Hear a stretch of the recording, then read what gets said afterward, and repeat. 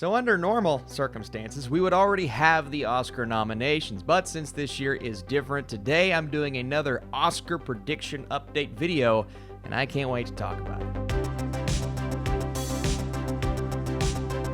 What is up, Flick fans? Welcome back to my channel. This is my third, I believe, Oscar prediction video for the 2021 Oscar ceremony, and I'm doing another one. The picks continue to change, all of the fluctuation with the other award shows. We're going to take that much more into consideration this time around because we've had plenty of winners for them. We're still awaiting the Critics' Choice Awards, which I get to vote in this year. So excited for that. But today, as we normally do, I'm giving you guys 3 locks for every category except for Best Picture, where I have 5 locks. These are my ongoing and ever-changing predictions. I need your predictions and comments down below. What do you guys think about this year's Oscars? What are your locks? Who's going to win? Am I wrong?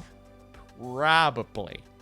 And as always, if you like this series, be sure to drop a thumbs up and comment your thoughts down below. I will be adding international feature, costume design, and makeup and hairstyling. The reason I don't have international feature yet is because I'm just not as well versed in those films. So once I start seeing more, we know that I'm going to root for another round because right now that's my second favorite movie of last year. But other than that, I'll be more well versed the next time we do this. But let's start with our first category. And it's actually one that I've not talked about yet. I wanted to add production design. And for my 3 locks under production design, and one may surprise you. So I have Ma Rainey's Black Bottom. I have Mank, which is just incredible when it comes to production design. And then Mulan. And you may look at me and say, Austin, why are you locking in Mulan under production design? But when we think back to that film, what is the one aspect that worked way more than anything else and actually managed to outshine some of the other films? For me, at least, that's Mulan. So I'm going to lock that in under the predictions for production design. And clearly, Ma Rainey's Black Bottom really captured the essence and the era. It's beautiful, but I have to go with Mank for my winner. You have the cinematography, you have the color correction, yes, but a big aspect of that film is capturing the period and capturing the look that you have to just nail for a movie like that. My winner is Mank. Let's move into the next category, and that is back to documentary, where I'm normally starting, except this time we have an addition. Well, we took one off, but I added The Truffle Hunters. Now, this is a film that I don't think has a release date just yet. I've been sent a physical and digital screener for it, so it's one I have to watch, but I'm seeing a lot of hype for it. And I'm seeing a lot of individuals talk about it in a way that leads me to believe it could get a nomination. So I'm adding that, sticking with Dick Johnson Is Dead and Boy State. And as last time, I'm doing the same thing here. I'm once again going with Dick Johnson Is Dead. This is just a special documentary, in my opinion. It's one that Netflix is pushing heavily. It hasn't racked up too much at all of the different award shows thus far, but it's taken home one here and there, and I'm pretty confident in it. Not 100%, but my choice right now in January is Dick Johnson Is Dead. Once again, let's move into Best Score. And for the next couple of awards, you're going to see similarities to my other lists. I'm staying with Soul. Listen, I know Tenet is going to be close. But if we look at the track record of this year so far, Soul, I believe, has taken home at least 2/3 of the awards for Best Score. Now, not that those are specifically telling for the Oscars, but you listen to the score, and now that the movie's out, you all have seen it, you hear the differential of when they're in the Soul world, when they're on Earth, how different those 2 scores are, yet they somehow come together and create this beautiful experience, and that takes nothing away from Ludwig Göransson on Tenet. I love that score. It's outstanding. But if I have to choose one, and if I have to choose one that I think the Academy is going to choose, I'm going to go with Soul. That's my victor here. Moving into Best Visual Effects, you're going to see a new addition to this list. Now, I had Wonder Woman 1984. I have since taken that off. Not because the visual effects were bad. They just weren't maybe top tier, top notch like I expected. Now, I still expect a nomination, but in terms of my 3 locks, I'm adding in The Invisible Man.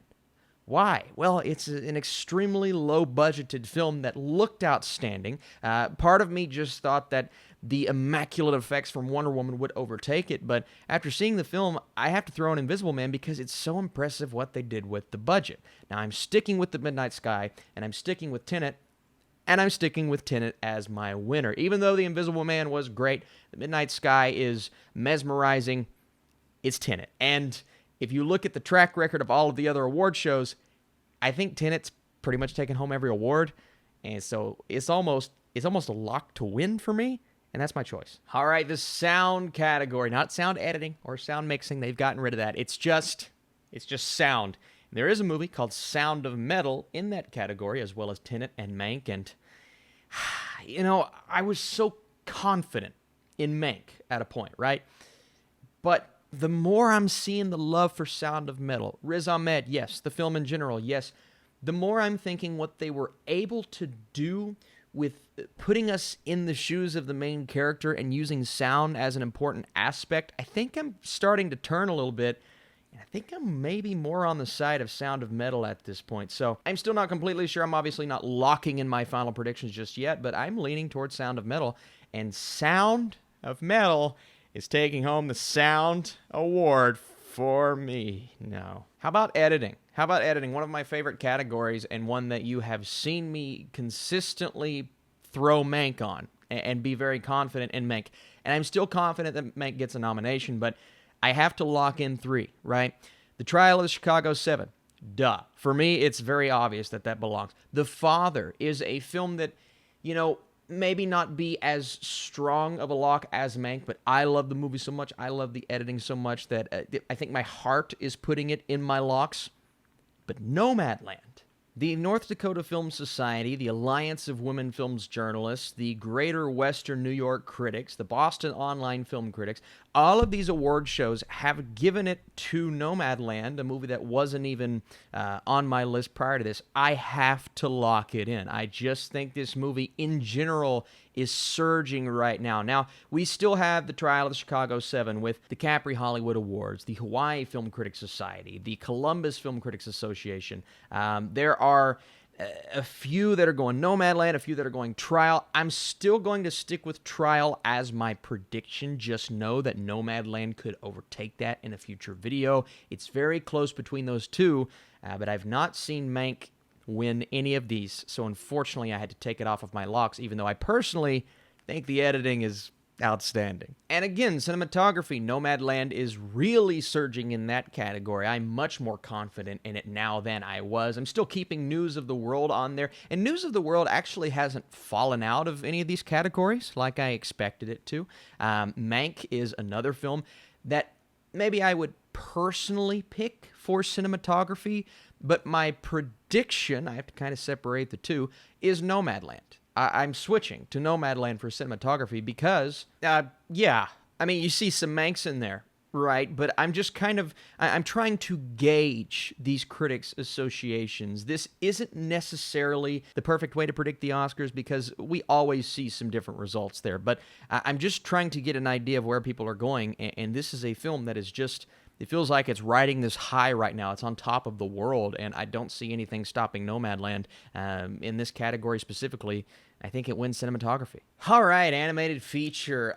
Over the Moon is the one I'm the least confident about here. I'm still going to keep it. I think Netflix is pushing it really hard. I've received a lot of physical screener items for that. Soul and Wolfwalkers. We know this is what it's going to come down to. Wolfwalkers has actually racked up a few awards. I'm sticking with Soul. I'm saying personal bias is not in there, but obviously you guys know how much I love that movie. The only reason is because I still think Soul has a shot at Best Picture, so I'm definitely going to choose it to win this award, but do not overlook Wolfwalkers.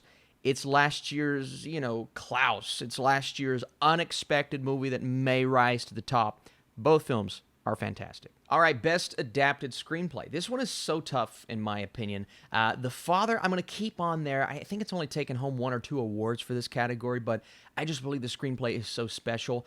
Obviously, Nomadland. One Night in Miami may be the one that's kind of fallen off in this category. I don't think it's taken home any wins. It's definitely gotten some nominations. One movie that I'm considering putting on here, and you may see a switch in February, I'm thinking of ending things. It actually took home Florida Film Critics Circle, Boston Online Film Critics, Boston Society of Film Critics for Best Adapted Screenplay. And that is entirely unexpected. I love the movie. I didn't know if everybody loved the movie, but it looks like it could get that very coveted Oscar nomination. Charlie Kaufman, I'm excited. I'm keeping One Night in Miami, and I'm keeping Nomadland as my winner because, again, it's just a film that I think is going to rack up this year. But don't be shocked if I'm thinking of Ending Things gets a nomination this year. All right, Best Original Screenplay. That looks a lot different than it did. I had Mank on there. I had Soul on there. I actually replaced Minari with Soul the last time around. I'm putting Minari back on this list, but Promising Young Woman. Hear me out. Here's another movie that's making a bit of a surge. Now, I am less confident in this one than I am the other two on this list. I'm still hesitantly going with the Trial of Chicago 7, even though it's not taken home as many awards as I expected. I think the Academy is going to go in maybe a different direction, but I'm not feeling good about this one. Promising Young Woman. Yeah. Promising Young Woman is making a surge right now in this category specifically, and maybe another one. I have to include it in my locks. I think it's going to get it. I really do. Now, Minari is also surging. This is a tough one to choose. Should I go with Trial? Man, I'm not feeling too good about Trial. I'm going to stick with it right now, but tide's kind of changing. All right, I did it. Last time I put out this list, everybody said, where is Ellen Burstyn, I believe, from Pieces of a Woman? And you know, it was very tough between her and Yoo Jung-yoon, but Yoo Jung-yoon is actually racking up these awards. I mean, look at this list. This is shocking to me with how great she was doing. I knew she would do well when I added her to this list in December, but not this well. Amanda Seyfried has almost completely fallen off in some of these award shows. Now, I'm going to keep her on here as a lock. I think she's a lock for a nomination, as is Olivia Colman. But you look at kind of how the tide is turning here, it's really hard not to go with Yoo Jung-yoon. Now, another name you're seeing on there is Maria Baklava from Borat, subsequent movie film, which is shocking to me. It's hard for me to lock her in personally. I think she's going to get in. I think she's going to get that fifth spot, actually over Glenn Close, which I never would have expected that at the beginning of the year. But for a winner, after all the things that I've said, I'm predicting the future. I know nothing. Clearly, I know nothing. I just feel like Olivia Colman's going to make a surge. Right now, my heart's telling me Amanda Seyfried. Right now, the statistics are telling me Yoo Jung-yoon. I think Olivia Colman's going to make a surge. I'm going to go out on a limb. I'm going to predict something crazy, what seems to be the unpredictable. I'm going to say Olivia Colman, because I think when The Father comes out, it's going to do kind of like what Nomadland is doing right now, coming to Hulu and all of that. It sounds crazy, I know, but something's telling me Olivia Colman. But again, I've been wrong before. A lot. So we'll see. This is a tough one. Best Supporting Actor. You're going to see a few changes here. I took off Mark Rylance for the Trial of the Chicago 7. Sacha Baron Cohen is the one that I think more people are talking about right now, which I'm happy about because he was my favorite performance from that movie. Leslie Odom Jr., right now, he's at the top of the heap. But Daniel Kaluuya, I can say that I have seen Judas and the Black Messiah. I can't review it yet. I'm under embargo. But I can kind of talk about what I tweeted out. And what I tweeted out revolved around Daniel Kaluuya and his performance. He is a force of nature. So I'll have to see how the tide starts to shift when that movie drops. Right now, I'm going to stick with Leslie Odom Jr. just because of what he did in One Night in Miami. It was incredible. But keep your eye on Kaluuya. That name could easily overtake Leslie Odom Jr. Best Actress. I was so confident in Vanessa Kirby. So confident. And I'm still confident that she's going to make it in. But not enough to lock her in because of what I have seen with Carey Mulligan and Frances McDormand. I've not seen as much from Viola Davis as I thought I would see. I'm still going to lock her in over Vanessa Kirby, though, just because word of mouth, I believe, is there more than Vanessa Kirby. Kirby still gets in. If you're asking me, Austin, who do you got in the fifth spot? I'm going to throw in Zendaya. from Malcolm and Marie. I saw Malcolm and Marie. I was blown away by that film. I just, look at all those Frances McDormands. Look at all, and this is how I expected it to go early on in the year. And then you got all of these great performances, especially Carey Mulligan, who is surging right now. I'm going to revert back to my very first prediction video and talk about Frances McDormand as my winner. She was incredible in Nomadland. And because this film is on the surge that it's on right now, who knows if it lasts? Who knows how long it's going to last? I'm gonna go back to Frances as my winner. And I keep shifting. This is one of the most difficult years that I remember in terms of Oscar predictions. This one's tough. I'm going to go with Frances as my winner. Best Actor, Gary Oldman, gone. Riz Ahmed has, frankly, from the smaller awards ceremonies thus far, he's been dominating. I'd say he and Chadwick Boseman. Now, I'm going to throw in Anthony Hopkins as well. You know, there is a chance Gary Oldman gets one of those nominations. He is definitely not a lock, though. It is between, in my opinion, Chadwick Boseman and Riz Ahmed. You know, personally, out of all three, I may choose Anthony Hopkins. I'm going to stick with Chadwick, though. I'm going to stick with Chadwick for Ma Rainey's Black Bottom. Just an incredible performance, and not just because it's a posthumous Oscar, and, you know, we've got to give it to him, this and that. I think if he gets it, he deserves it. And that's really important with something like this. Maybe the performance of his career. He crushed the role. I'm going to stick with him, but let me tell you, Riz Ahmed, we want to throw in the word surging, which I have multiple times in this video. That's what that guy is doing, and I think he deserves it. All right, the biggie, one of the biggies. Chloe Zhao for Nomadland, David Fincher for Mank, and Aaron Sorkin, The Trial of the Chicago 7. I was very hesitant to include Sorkin early on in the year, but I got to throw him in now. David Fincher, obviously, for Mank. Is this his best director Oscar? I don't think it is. I think it's Chloe Zhao's. It's Chloe Zhao's to lose at this point for Nomadland. She has just been dominant across the landscape. This film is on such a high right now, and it was incredible what she was able to do. This is the same director that's taking on the Eternals later on in the year, so you ask me why I'm excited for that movie? Well, it could be the best director directing it. All right, Best Picture. I believe I locked in a few different ones last time. Soul is no longer a lock for me. I was very happy after seeing that movie, so I threw it on my list. I am going to take that off. I'm going to throw in some movies like The Trial of the Chicago 7. It's a lock. Mank. It's a lock. Nomadland. Easy. The Father. I think, maybe not as strong at this point, but I think it will be a lock, and obviously Ma Rainey's Black Bottom. Those are the 5. I'm actually pretty confident in about 8. I'll expand this on my next list.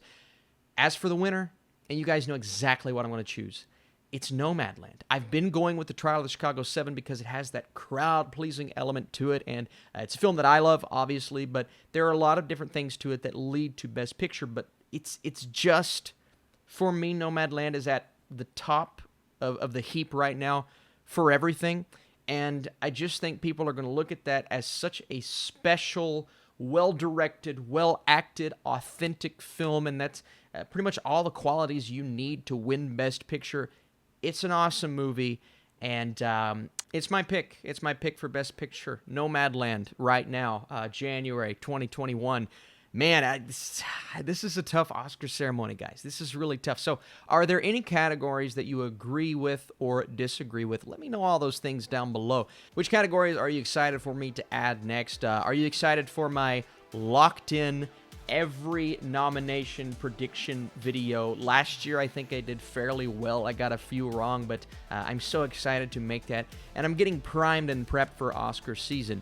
We're planning on doing a reaction to the Oscar ceremony, some recap videos. It's like the best time of the year, right? Obviously, award ceremonies, they don't mean everything, but I like sports. I'm competitive. I like rooting for things, so I'm excited to kind of put that in the basket there. I'm excited to vote for the Critics' Choice Awards. Going to cover that heavily on this channel as I break my microphone. You guys are truly the best. Thank you so much for watching this video, and I will see you later on today. Nope, tomorrow. Sometime. I don't know, maybe seeing you on the street. You can come in my house, have a good old time, eat some chicken wings. I don't know. I'm stupid.